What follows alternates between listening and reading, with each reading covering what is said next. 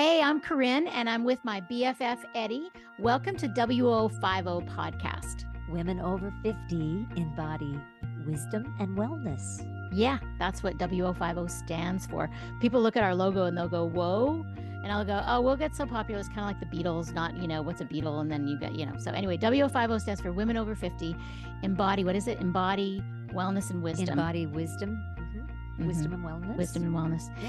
So we had a great conversation today with each other. We will interview people eventually, but this, we love talking to each other. And because we're kind of our go-tos, each of us in wellness for different reasons. You're my go-to for anything. Well, you're my just go-to for everything, but you're definitely my go-to for, and you're mine for yoga and meditation and, yeah. And you're the medical and the coaching. Food. Yeah. Exactly. The food and So we talked about that, and we talked about the importance of stillness and mindfulness and getting to know, your thoughts, what's in your head, the voice in your head, and the stories, like being able to discern what's alive and what's a lie in a moment. That was a good one. What's real, how to stay in the now. All right. We had a good conversation. We had a good time. We hope that you enjoy it too. Hi, Eddi. Hi, Corrine. Hey, since when do you call me Corrine? Hi, Ken. She's being very formal. I am. Hi, Ken. How many other nicknames do you have? Do you have any? Are you a nickname family? Yes, I have a lot of nicknames. Tell me. Eddi was always one. Eds. I have a nurse in Toronto. All she called me was Eds, and now all her kids call me Eds. Yeah. And then I have Eddi-isms, which, I say things. And your words. You make up words, and you make up words too. Yeah. I love to make up words. Yep. I love playing with language. And I do. I love making words. And they're, sensibility. Sense of what? Sensibility. Sometimes. Whatever. It is a new word. So, and then you justify it like you're like the best justifier. You can think on your feet, like unbelievable. Like that's my family. They're very witty. So yeah. We got that quick wit and quick thinking, which is that's genetics.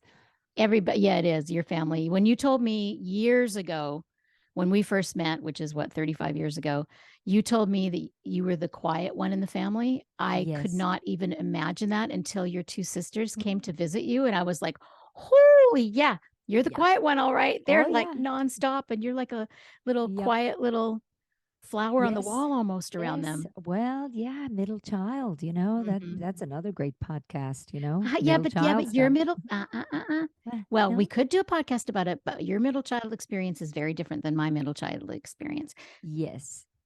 Yeah, you're the middle of three. I'm the middle of 5. Which there isn't a middle in 5. So who's the other one? A boy and a girl on each side of me. Oh, right. Oh, duh. Yeah. I failed math. Well, you're right. Good thing you're not a mathematician. Yeah. No, never was going to be that. So the thing that I always say that never bothered me was that my brother was closest to my dad, and he was my dad's favorite, and my mom was closest to my sister, and it was her favorite. But then as I got older, it never bothered me. I just knew that was the case. I knew they loved me still, right? It was just they had a better connection. And so, and then as I got older, my dad, he had a very special place for me, for sure. Like he definitely saw that I was very different than the rest of the family. And he, I remember one time he, when I had a retreat gone awry up in Toronto, the Thousand Islands, this guy that I was going to teach a retreat with, ended up being a little bit ended up being a bipolar, and I ended up canceling the retreat 2 weeks or a week before, which it cost them money. I have to send back the money, and then it cost me money there.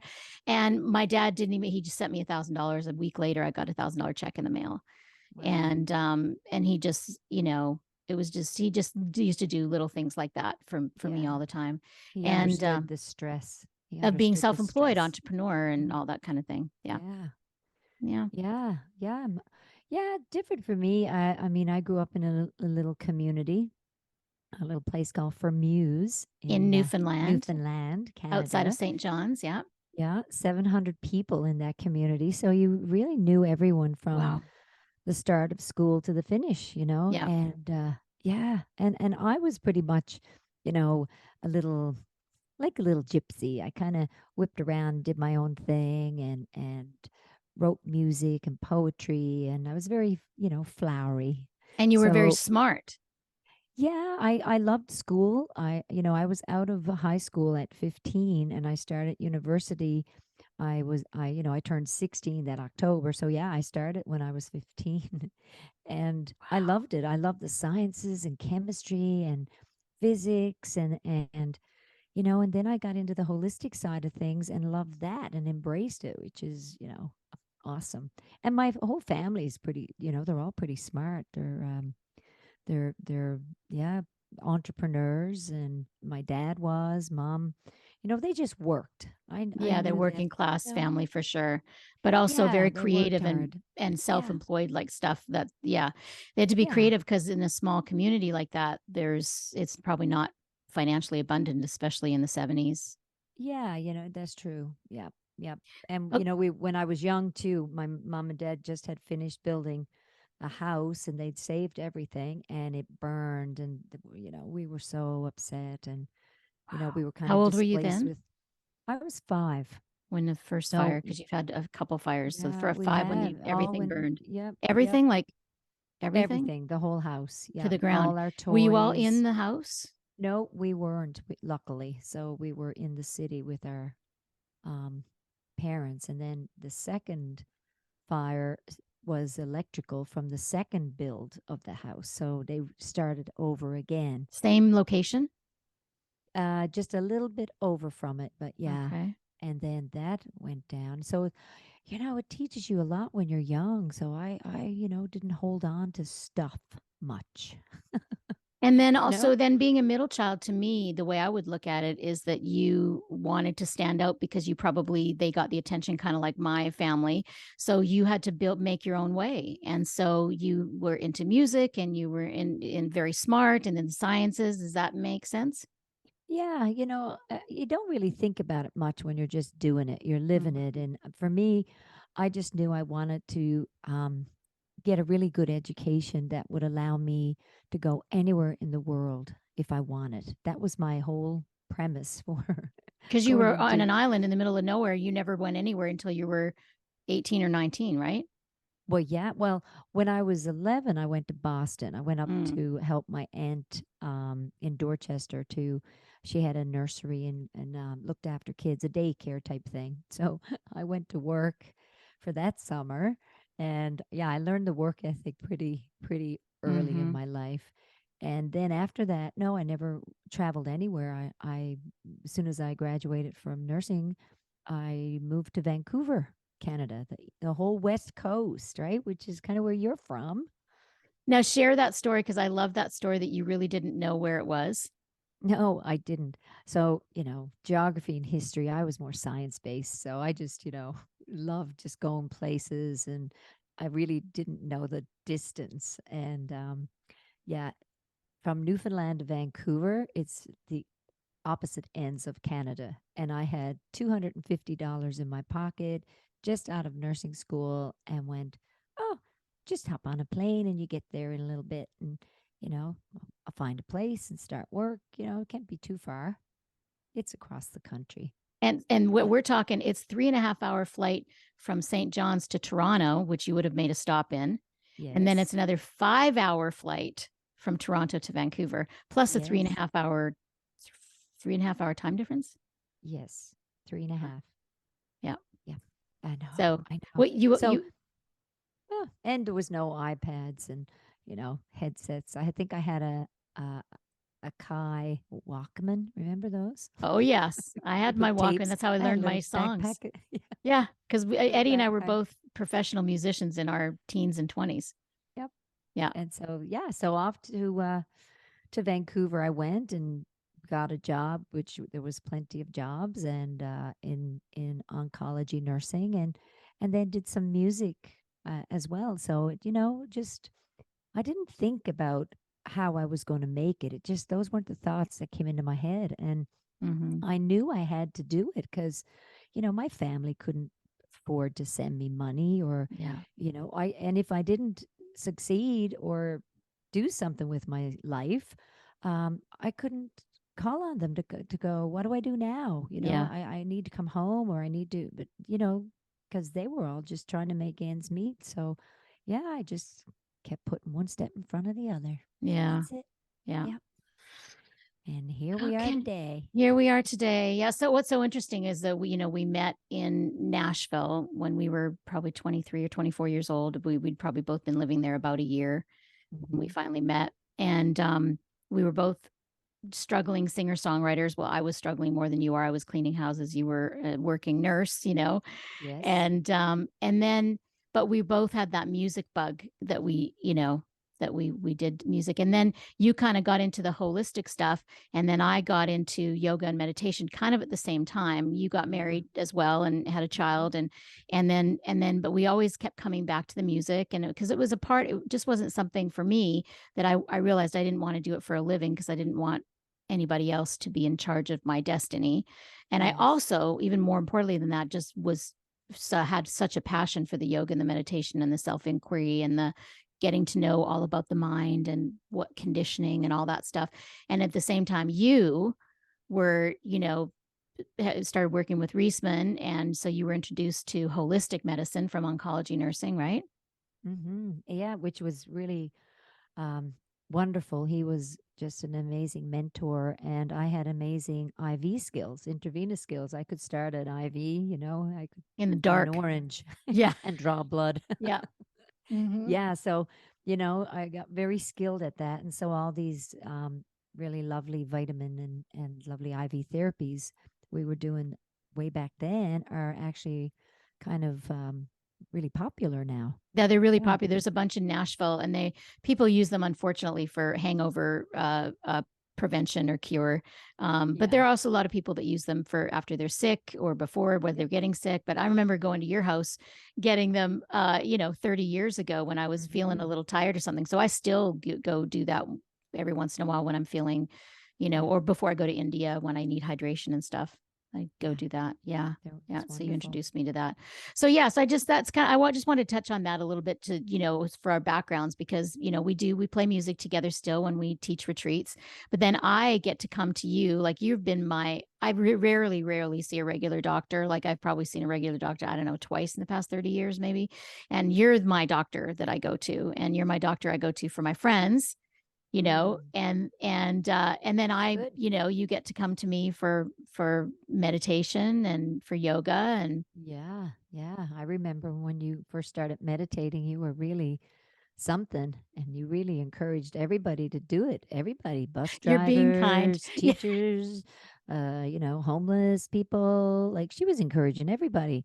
And even when we I went thought it was going to to, save the world you were, yeah, yeah, you were going to save the world. Both with of us, we were meditation. like, Yeah. yes, yes. Oh, everybody needs to know that Yeah. white sugar's not good for them. I had to Hmm. tell them. And then, my daughter years later says, Mom, I'm almost 30, and I have to tell you, you deprived me of sugar. Was like, yes, I did. So she Mhm. still doesn't appreciate it. Oh, maybe in her own way now that she has kids. I was going to say, doesn't she Yeah. notice when she gives them sugar that they're a little crazy for a Oh, while? absolutely. And Yeah. some kids, they're not affected by sugar, and there's a lot of kids that are, and it's just knowing the amount. Hmm. It's a sliding scale with sugar for sure. Hmm. Yeah. Yeah. Okay, so we've talked a little bit about ourselves, and which we'll do on all the podcasts, get a little bit of our background stories and why we do what we do. And then I also wanted to have a section of the Dr. Eddi question, because it seems like every week you don't come to me as much, as often as I come to you. I feel like you use my skills in your office every day that you've learned from me Yes. with your Of course. patients, but you Of don't course. necessarily come to me like I come to you, like, oh, our friend, Carolyn, her blood pressure went through the roof. So she came back from Mexico, and she's trying to retire more in Mexico. She came back to LA, and she never wants to go back to LA. Like more and more now, every time I'm with her or I talk to her, she's like, she really is ready to retire, but she's not retired fully yet. So when she goes to Mexico, she works, but everything's more relaxed there. So she had been feeling a little bit off. She's super healthy, I mean, she plays tennis and does a lot of cardio. And you know her well, so I'm just giving background information for people to share with her about her. And she's like 63, I think. So, anyways, she felt weird, so she went to the drugstore to take her blood pressure, and it was 190 over 72. So she went directly to, she called me right away. Then I texted you, and then I talked to my roommate, who's also a doctor. And she went right to the hospital, and it had come down a little bit. Um, and both you and Colleen had said take magnesium, that they just do. And when you go to the hospital with something like that, they take an EKG, but it really doesn't mean, like, they'll draw blood to see if you've had a heart attack or something, but probably they just have to do something, right? They have to do something. So they sent her home, which you both said that would happen. They sent her home with some blood pressure medication, which she doesn't need to be on, but it's still high. So I think she said she's taking a super small amount right now. But I told her, I said, Eddi said to take more magnesium. She goes like, I am taking magnesium. And then Eddi's like, no, you need 800 milligrams a day of it. So I sent her an Amazon link to get the more magnesium. You also said there was some tea she was taking that had ephedra in it, some Chinese medicine that could have caused that. Yes. So you stop those types of things. And some herbs can increase blood pressure, stress can, cortisol levels, hormone shifting, dehydration. There's a lot of reasons. And blood pressure, when we look at blood pressure, the systolic over your diastolic. So the top reading is your systolic, your bottom reading is your diastolic. When your bottom reading goes above 100, that's pretty dangerous. When your top reading is above, 130, 140, when it's climbing, there's other things going on in the body. And sometimes being stressed out can raise your top reading really fast. But when there's blockages, concern for stroke, it's that bottom reading that is the scary one. So a lot of times lifestyle changes can happen that will lower blood pressure.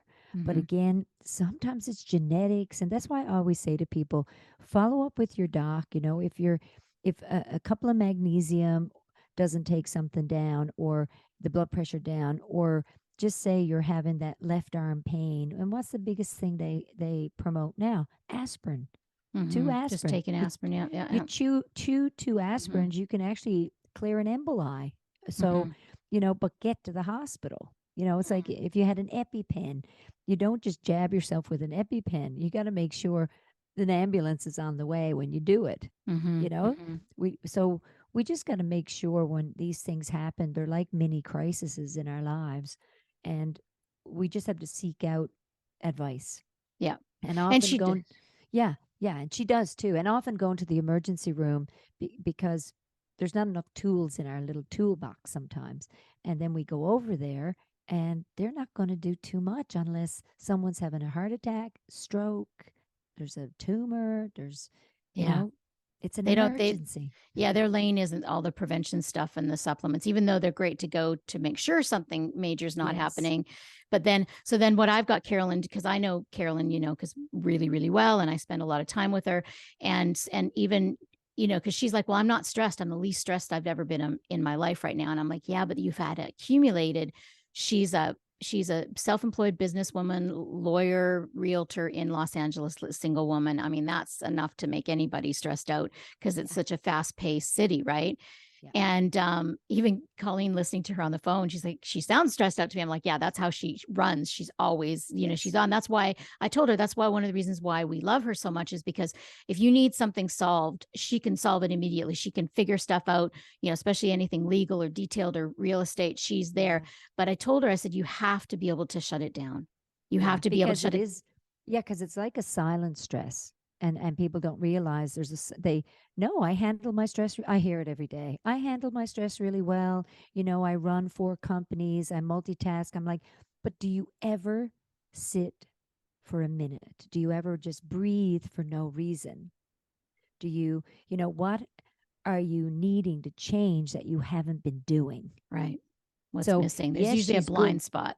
Yeah, because she's been able to go. And I find I'm changing in those ways too, because as we get older, that cortisol level it's like a sliding bar on a music board. You know, it goes up, it goes down. It's like inflammation. It goes up, it goes down. We have to monitor that, and the body gives you symptoms when something's out of balance. That's right. And let's always look at our lifestyle first and go, what can I change? Oh, I went to 3 meetings this morning. Before I go to the next one, maybe I just need to chill for 10 minutes. Mm-hmm.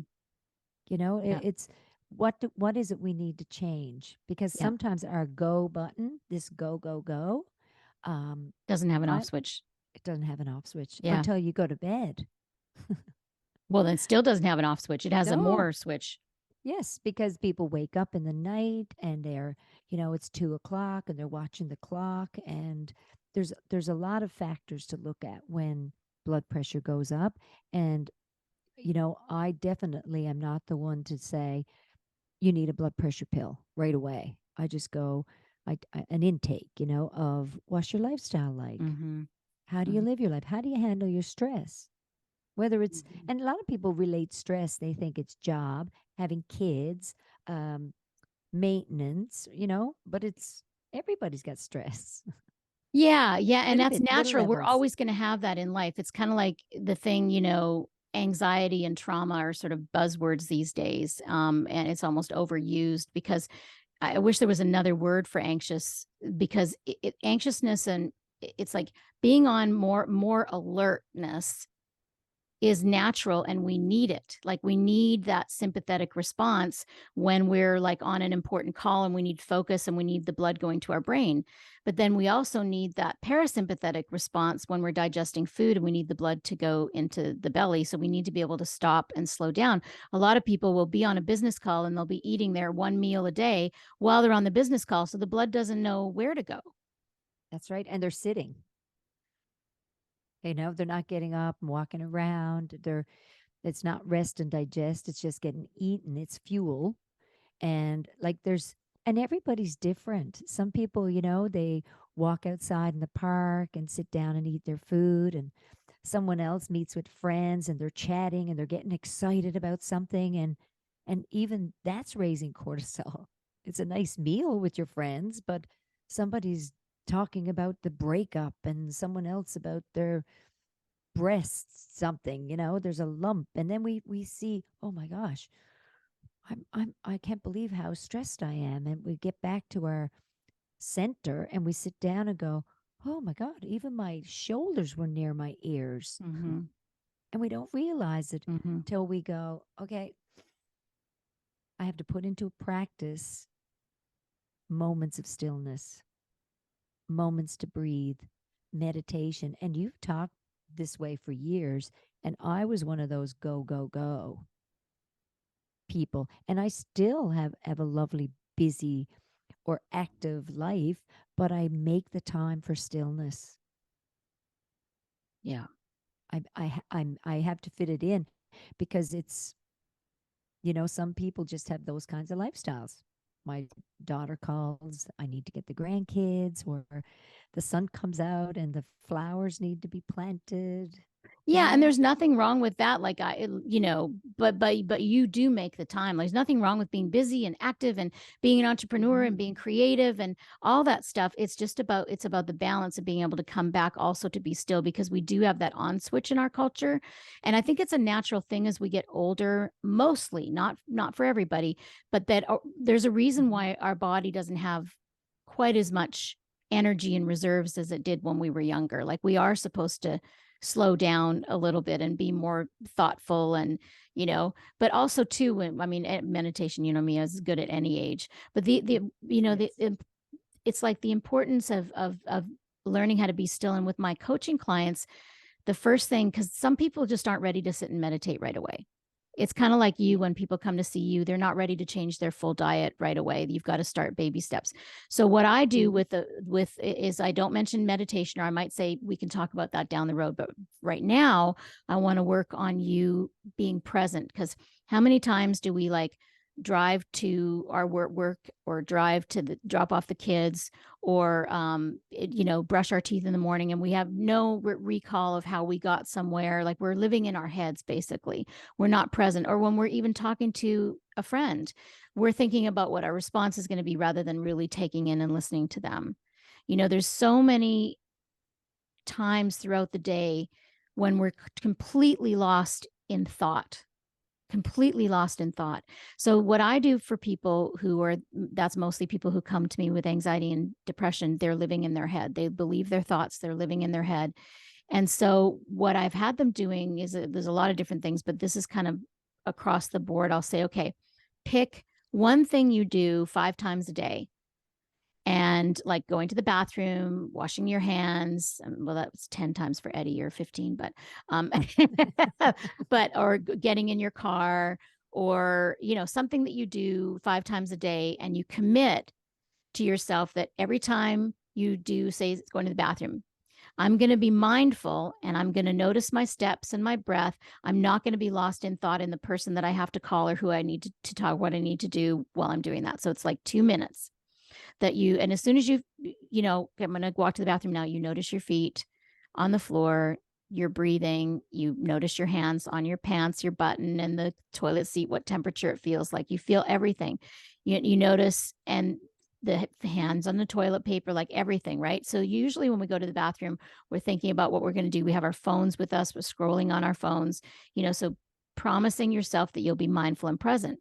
Then as soon as you leave the bathroom, you go back to whatever you want. That's just a start to be mindful. So I remember I had one client who'd been working with for a while, and she's like, so how's it going with the mindfulness that you had chose going to the bathroom, work all day? And she's like, I'm failed. And I'm like, well, what do you mean you failed? Did you forget to do it?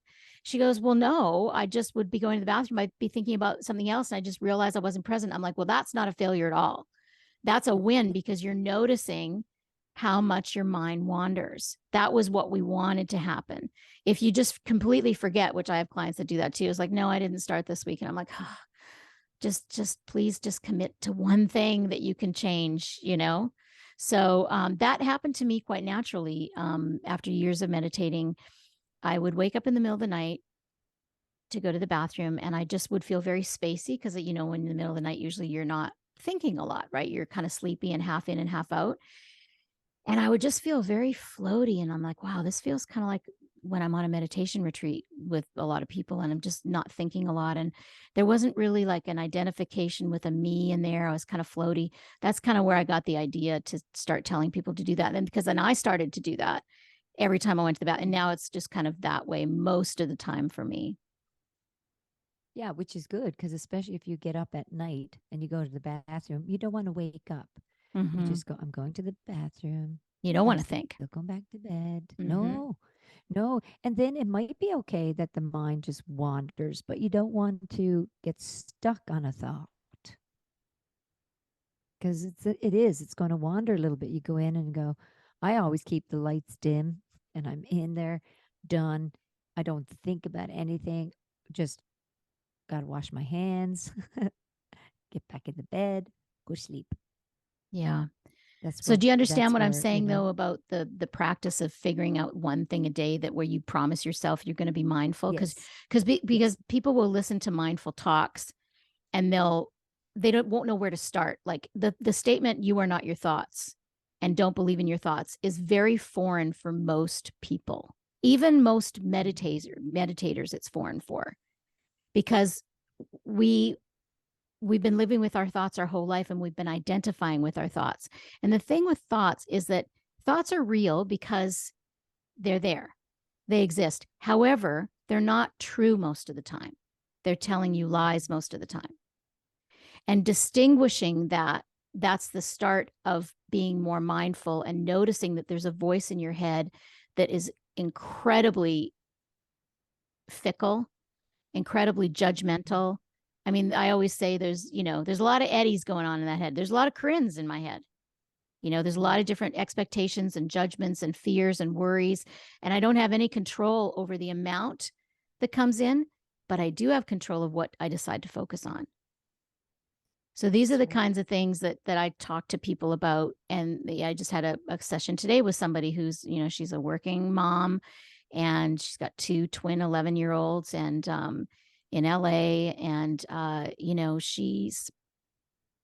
she is after working with me for 3 or 4 months, she doesn't believe in, understands that she has a choice of what she wants to focus on. So is she going to debate in her head every day about whether she should do some more marketing for her real estate since the market's down? Or is she going to actually be present and and actually make those steps instead of debating with herself and then feeling guilty if she doesn't? You know what I'm saying? All those conversations we have in our head. That's the point I kind of wanted to make about that there is a voice in your head, and that's the importance of being still, is to get to know what's alive and true and what's the extra narration that we're adding. You know what I came up with the other day when I was talking to Kathy? I was like, what's alive and what's a lie? Oh yeah, that's a good one. Right? That's good self-realization It right was there. a good aha. I saw, talking, you do the same thing when you talk to people. It's like this stuff comes through you. It's not me. It just Yes. comes up when, that's No. what happens when you're present. Yeah, it just comes in and then it's like, wow, that was lovely, brilliant. Where'd that Yeah. come Thank from? I you. wonder. Where'd I hear that? Yeah, thank you. Wow. Just passing it on. This is great. Because, we could all be saying the same thing, but the language is different. Everyone hears it differently, Yes. the So true. message. Yeah. It's like telling somebody to sit still or be with themselves. Some would think, oh, be alone. That would be so lonely. Mm-hmm. But being alone and lonely are completely different things. They Just are because a lot you're, of, because go ahead. yeah, yeah, people think, if I spend too much time alone, then I'll be lonely. Oh my goodness gracious, we need to break that down. We need to deconstruct that. Right. You need to figure out what that really is. And what I get with people, even more than that, is the lonely thing is what happened to me when I was younger, what sort of threw me into the spiritual path. But what I hear people say is, I already spend a lot of time alone. Like when I tell them they need to go on a silent retreat, which I'm doing next weekend, by the way, they say, well, I spend a lot of time alone. I live alone. And I'm like, well, you do spend a lot of time alone, but do you pay attention to hear like your thoughts? And so do you turn off the TV, turn off the podcasts, and actually notice the self-talk in there? That's what we're talking about, is being with. So say you come home from a dinner with a friend and they have said something that hit you the wrong way that you didn't come up with at the time. So they said something about, well, a personal example. A friend we were on a walk the other day, and she said when we were playing music together that I had said to her, and this was 2 months ago, she said I had said to her that our voices didn't sound good together in unison when we sang in unison. And she took that as, so she's been sort of thinking about it for a while.